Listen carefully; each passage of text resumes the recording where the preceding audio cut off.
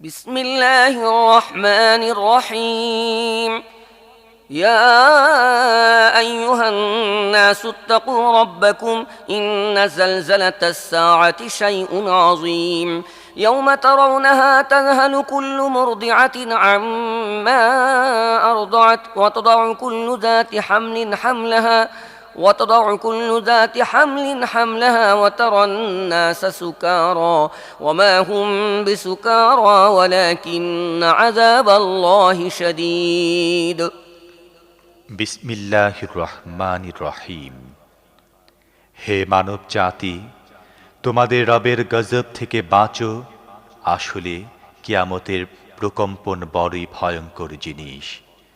যেদিন তোমরা তা দেখবে, অবস্থা এমন হবে যে প্রত্যেক দুধ দানকারিণী নিজের দুধের বাচ্চাকে ভুলে যাবে, প্রত্যেক গর্ভবতীর গর্ভপাত হয়ে যাবে এবং মানুষকে তোমরা মাতাল দেখবে, অথচ তারা নেশাগ্রস্ত হবে না। আসলে আল্লাহরই আযাব হবে এমনই কঠিন। ومن الناس من يجادل في الله بغير علم ويتبع كل شيطان مريد كتب عليه أنه من تولاه فأنه يضله ويهديه إلى عذاب السعير। কতক লোক এমন আছে যারা জ্ঞান ছাড়াই আল্লাহর ব্যাপারে বিতর্ক করে এবং প্রত্যেক বিদ্রোহী শয়তানের অনুসরণ করতে থাকে, অথচ তার ভাগ্যেই তো এটা লেখা আছে যে যে ব্যক্তি তার সাথে বন্ধুত্ব করবে তাকে সে পথ ভ্রষ্ট করে ছাড়বে এবং জাহান্নামের আযাবের পথ দেখিয়ে দেবে। يا أيها الناس إن كنتم في ريب من البعث فإنا خلقناكم من تراب ثم من نطفة ثم من علقة ثم من مضغة مخلقة وغير مخلقة لنبين لكم ونقر في الأرحام ما نشاء إلى أجل مسمى ثم نخرجكم طفلا ثم لتبلغوا أشدكم ومنكم من يتوفى ومنكم من يرد إلى أرذل العمر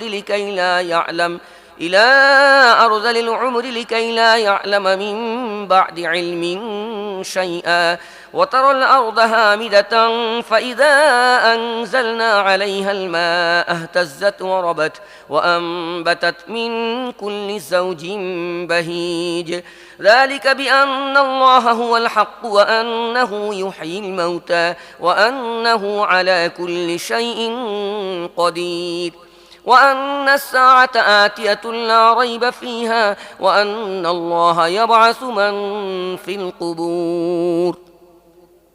হে লোকেরা, যদি তোমাদের মৃত্যুর পরের জীবনের ব্যাপারে কোনো সন্দেহ থাকে তাহলে তোমরা জেনে রাখো, আমি তোমাদের সৃষ্টি করেছি মাটি থেকে, তারপর শুক্র থেকে, তারপর রক্তপিণ্ড থেকে, তারপর গোশতের টুকরা থেকে, যা আকৃতি বিশিষ্ট হয় এবং আকৃতিহীন।